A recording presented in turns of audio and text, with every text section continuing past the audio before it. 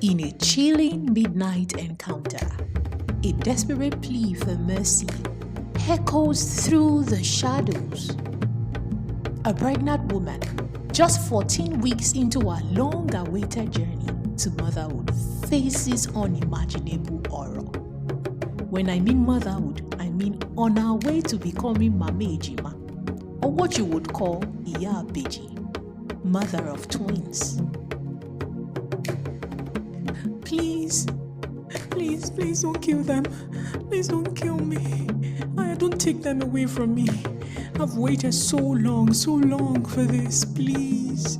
People have turned me barren, but now I have reasons to smile. Don't take them away from me. How is that my concern?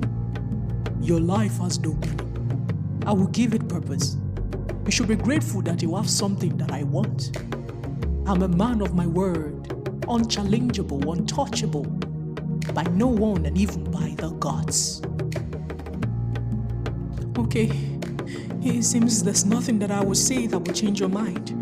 But can I at least say my last prayer before I die? I don't have all day. Speak quickly. There happened to be a witness, hidden in the shadows, who dared not intervene. As fear grips even the villagers who can only hope that Nemesis will one day catch up with the ruthless man, Unduka, the monster who no one dares to challenge. Let's unravel the dark secrets and haunting consequences of that fateful night. A story of tragedy, secret, and hope on African Story by MJ. Once upon a time, in a seemingly blessed family, Nena had 5 successful children, all married without any issues. However, their inability to conceive became a growing concern. Despite fasting, prayers, and seeking divine interventions, no child arrived. Is there something they aren't doing well or right? The family's desperation grew, and Ada and Oge, Nena's first and second daughters, sought help from unconventional sources. A friend recommended Nwagu, a renowned herbalist in a remote village who had allegedly helped her conceive after years of struggle. Ada and Oge visited Nwagu as expected, with anticipation and hoping for a miracle at the end of it all. He presented himself as a wise and compassionate healer, offering them concoctions to enhance fertility.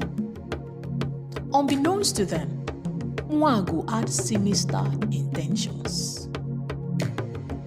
Nwagu instructed Ada and Oge to drink the concoctions in separate rooms, claiming they didn't have the same husband and needed personalized treatment.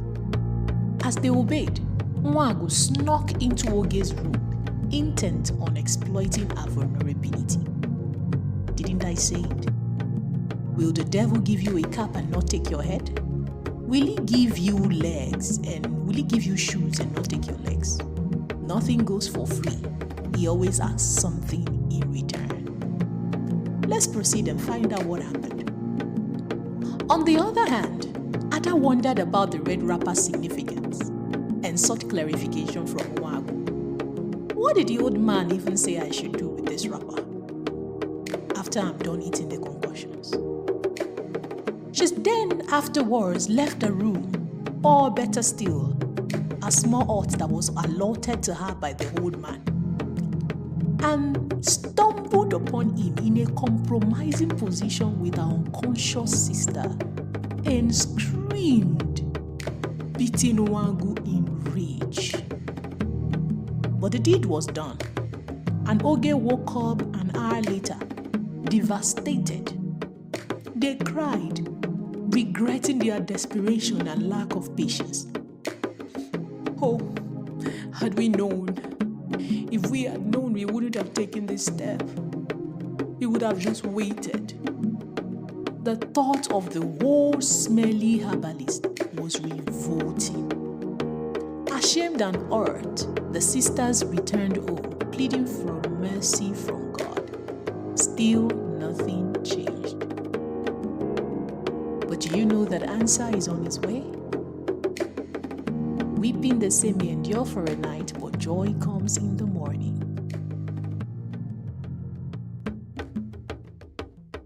On their way, while walking, they encountered a young man stranded by hoodlums and pickpockets. They offered help, giving him some money, but unbeknownst to them, he was their angel. Know this, that angels aren't only those with wings. They aren't the only ones who fly. Angels could be your neighbor or the people we render help to.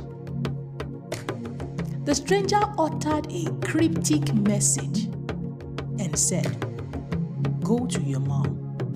She holds the answers." But before they could respond, he vanished. He was nowhere to be found.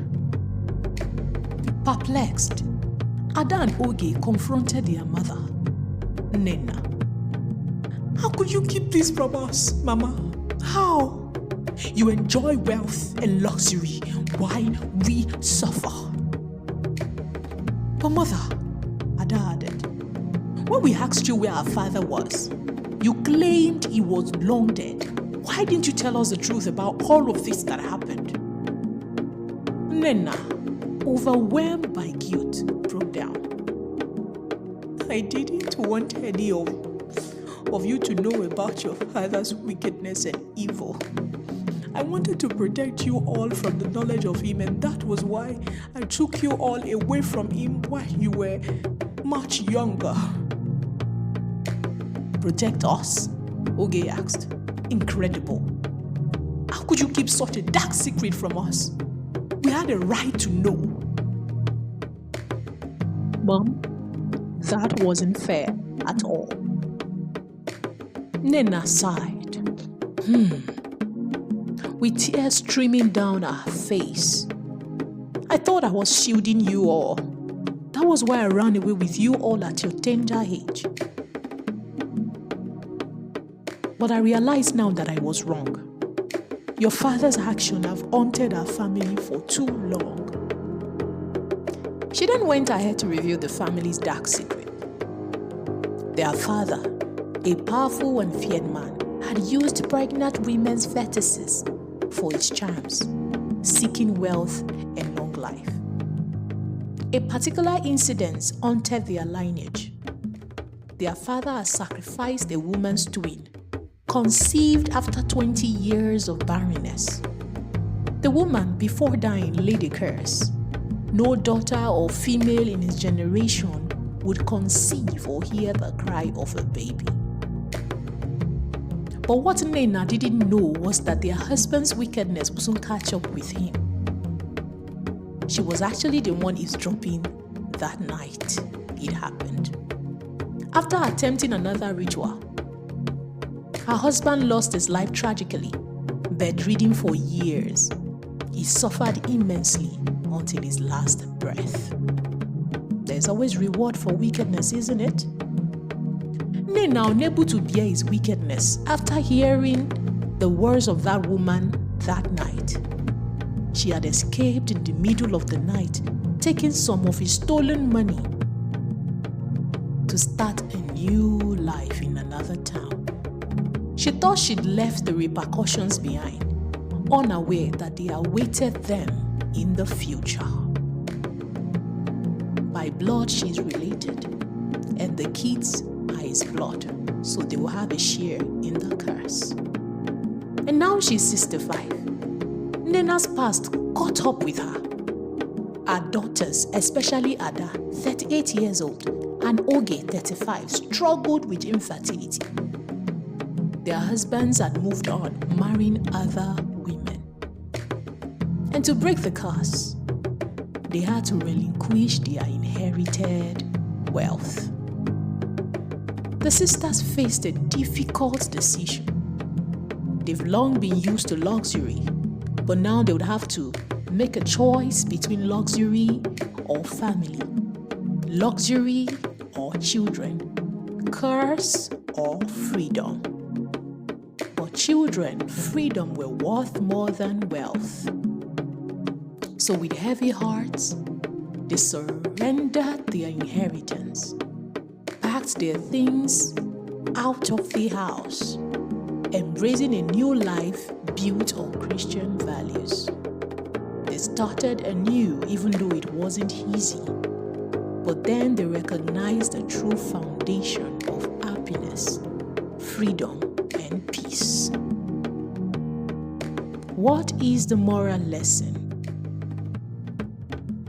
To me, I'd say that the curse serves as a reminder that our actions have lasting impacts on future generations. What we are reaping today was as a result of what we did yesterday. And what we would reap tomorrow in future will be as a result of the seed or what we do today. So be careful. And another thing, be patient. Do not be faster than your maker. You might end up in a trap in disguise. The animal you fail to tame today will await you tomorrow in the future, waiting to tear you apart. This is the little moral lesson I'll be sharing with us. What is your moral lesson of this story? Let me know in the comment section below. I'd really like to hear your thoughts. Know your thoughts and feel your thoughts. And please, if you also like the story, do well to subscribe, like, please, and leave your comment behind, most importantly. And do well to put on your notification bell so you'll be the first person to be notified of my new uploaded videos. Yes, they promise to be amazing and lesson-filled stories where you would learn, unlearn, and relearn. Don't forget once again, like, subscribe, share, put on your notification bell, and leave your comment behind. Until I come to you another time, this is African Story by MJ. Bye-bye. The